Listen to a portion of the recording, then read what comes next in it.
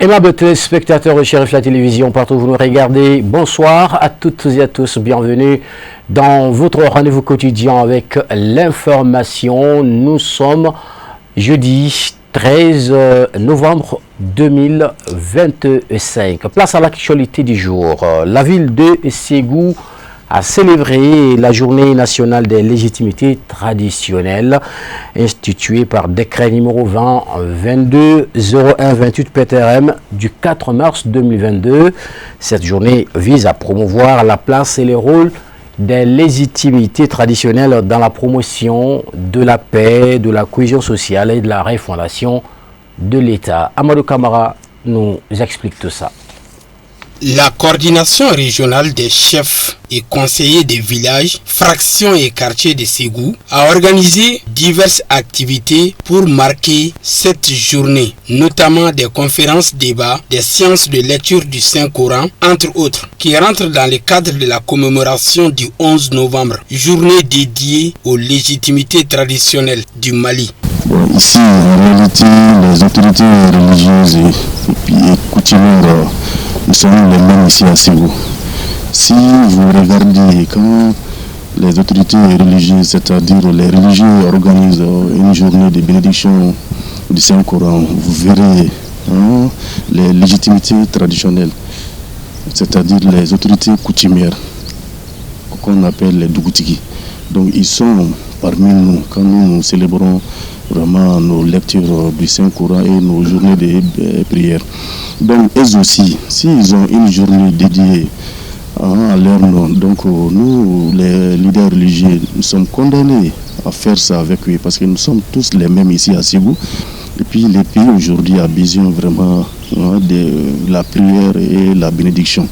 Donc vous-même, vous voyez vraiment plusieurs érudits de Ségou sont présents ce matin ici pour implorer seulement Allah. Les plus hautes autorités du Mali ont initié beaucoup d'actions en faveur des autorités et légitimités traditionnelles dans le cadre de leur renforcement, dans le cadre de leur valorisation. Parmi ces initiatives, il y a l'inscription des autorités et légitimités traditionnelles dans la Constitution du 22 juillet 2023. Il y a également l'institution de la journée du 11 novembre comme la journée nationale des autorités et légitimités traditionnelles en ce qui concerne le mandat des conseils de village, de fractions et de quartiers. Ils étaient élus pour un mandat de 5 ans. Aujourd'hui, ils sont désignés à vie. Donc, on a mis fin à cette mandature. Et en dehors de ça aussi, avec la distinction à travers l'insigne distinctif et le certificat, tout ça, ça prouve à suffisance combien de fois les plus hautes autorités accordent un intérêt particulier et la valorisation des autorités et légitimités traditionnelles. La marraine et le parrain de cette cérémonie n'ont pas manqué d'exprimer leurs sentiments de joie et de satisfaction du choix porté sur leur personne pour la célébration de cette journée. Le maire de la commune urbaine de Ségou, Thérèse Emi, a exprimé ses mots de reconnaissance à l'égard du gouvernement du Mali pour avoir initié cette journée mémorable à l'endroit de nos légitimités traditionnelles. La célébration de la journée des légitimités traditionnelles dans la région de Ségou. Une journée nationale dédiée aux légitimités et aux autorités traditionnelles par les plus hautes autorités, avec à leur tête le général d'armée Assimi Goïta, qu'il me plaît très sincèrement de remercier aujourd'hui pour la promesse tenue de consacrer chaque 11 novembre et de célébrer avec faste. Aujourd'hui à Ségou, alors l'instant est solennel, je le disais, parce que quand vous regardez dedans, vous voyez que la salle est archi-comble.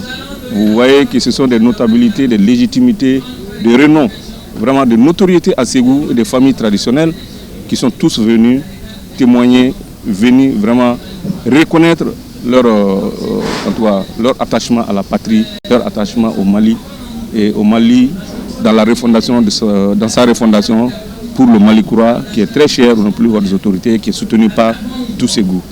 Pour le gouverneur de la région de Ségou, cette activité, initiée par le président de la transition, le général d'armée Assimi Goïta, est une marque de considération à l'endroit des légitimités traditionnelles du Mali. Donc, au nom du gouverneur de la région, je voudrais exprimer toute notre gratitude et les encourager et leur dire effectivement que de persévérer sur cette voie.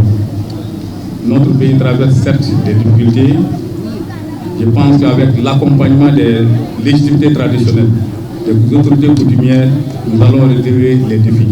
Signalons que la célébration de cette journée des légitimités traditionnelles dans la région de Ségou a été inaubaine pour l'ensemble des fils et filles de la région pour commémorer dans la joie cette journée. Lecture de Saint-Courant pour la paix, la stabilité et la cohésion sociale ont marqué cette cérémonie du 11 novembre à Ségou.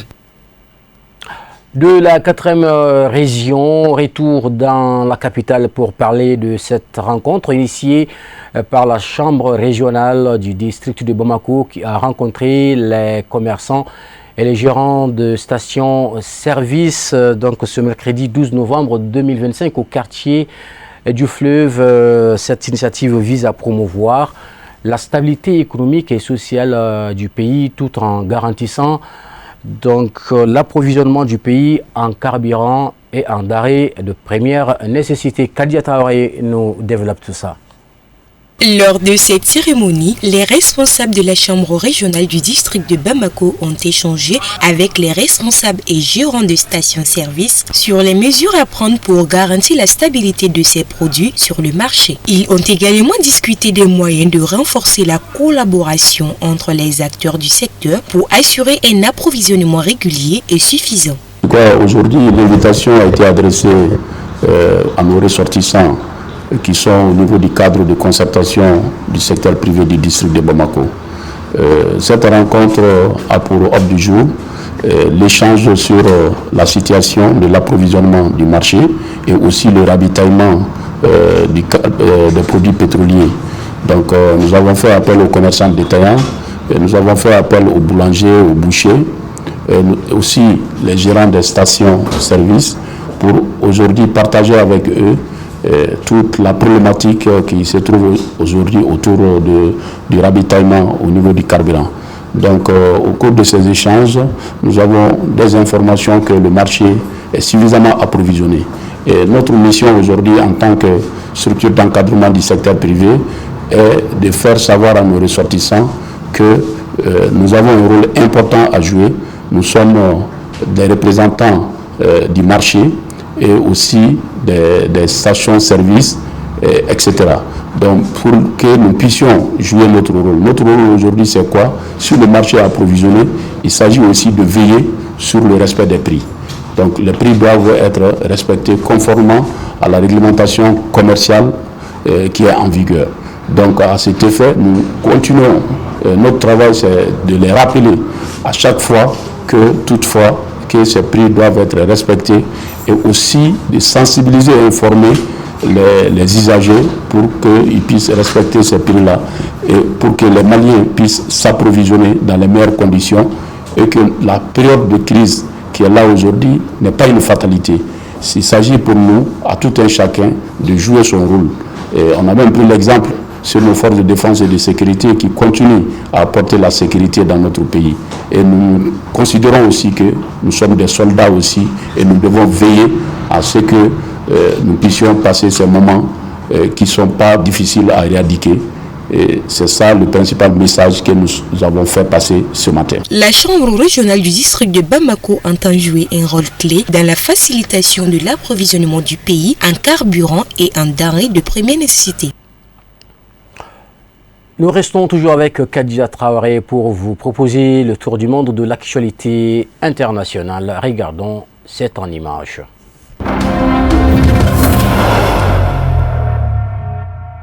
La crise post-électorale qui a secoué le Cameroun depuis l'élection présidentielle du 12 octobre dernier a fait 16 morts et conduit à l'arrestation de plus de 800 personnes, selon les chiffres officiels communiqués mercredi par le ministre de l'administration territoriale. Ces chiffres étaient attendus depuis la relative accalmie observée dans les grandes villes du Cameroun. Pourtant, le 6 novembre, le ministre de la Communication avait évoqué plusieurs dizaines de morts dans les manifestations manifestations, promettant l'ouverture d'enquêtes. L'opposant Issa Chiroma Bakari, qui revendique la victoire, avance pour sa part un bilan de 55 morts, tandis que plusieurs ONG estiment une quarantaine le nombre de victimes et à des milliers celui des personnes interpellées lors des violences post-électorales. Le principal opposant, Issa Chiroma Bakari, refuse de reconnaître cette victoire et continue de revendiquer sa propre élection. Il a exigé la libération immédiate des détenus politiques, un ultimatum désormais expiré. Le gouvernement a appelé au calme.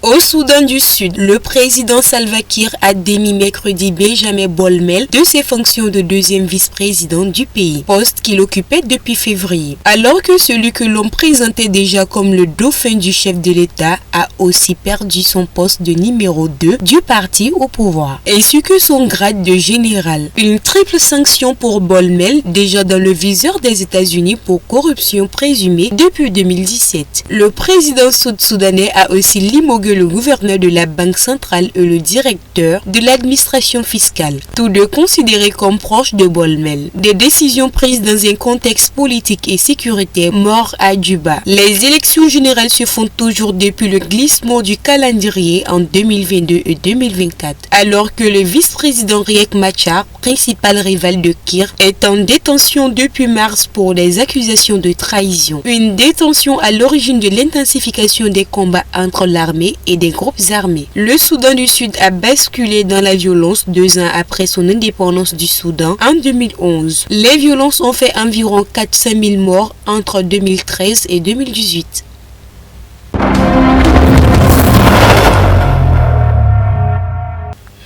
Une bousculade déclenchée par un afflux important de candidats à un recrutement dans l'armée a fait au moins 6 morts et de nombreux blessés dans la capitale ghanéenne. 6 personnes ont perdu la vie et plusieurs autres ont été blessées alors qu'elles tentaient d'accéder au stade El-Wek où s'est déroulée la section de recrutement ce mercredi. D'après les premières informations, une bousculade s'est produite à l'entrée du stade en raison de l'affluence massive de candidats. Aux alentours de 6h30, de nombreuses jeunes auraient forcé l'entrée principale, provoquant un mouvement de foule meurtrier. Les blessés ont été rapidement transportés à l'hôpital militaire 37 de la capitale. Le recrutement a depuis été suspendu. Les corps des 6 victimes devraient être restitués à leurs familles dans les plus brefs délais. Dans un communiqué, l'armée ghanéenne a exprimé ses profonds regrets et présenté ses condoléances aux familles endeuillées.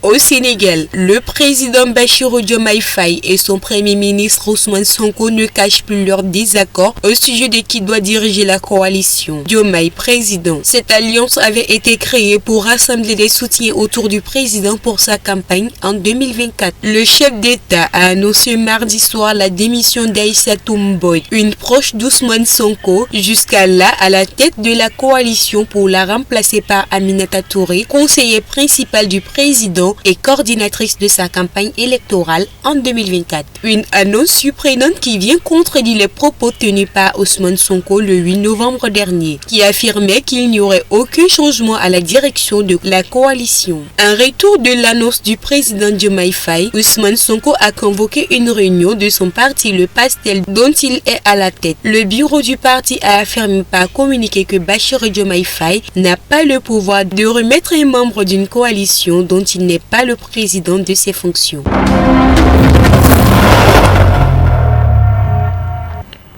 C'est ainsi que se referme cette tranche d'actualité de ce jeudi 13 novembre 2025. Nous vous remercions de l'avoir suivi, d'avoir su bien nous accompagner comme tous les jours. Ne partez pas. D'un moment à l'autre, vous avez rendez-vous avec Kafouné Bachili pour la version en langue nationale. Quant à moi, je me ferai le plaisir d'être là demain pour vous informer de l'actualité d'ici et d'ailleurs. Portez-vous bien.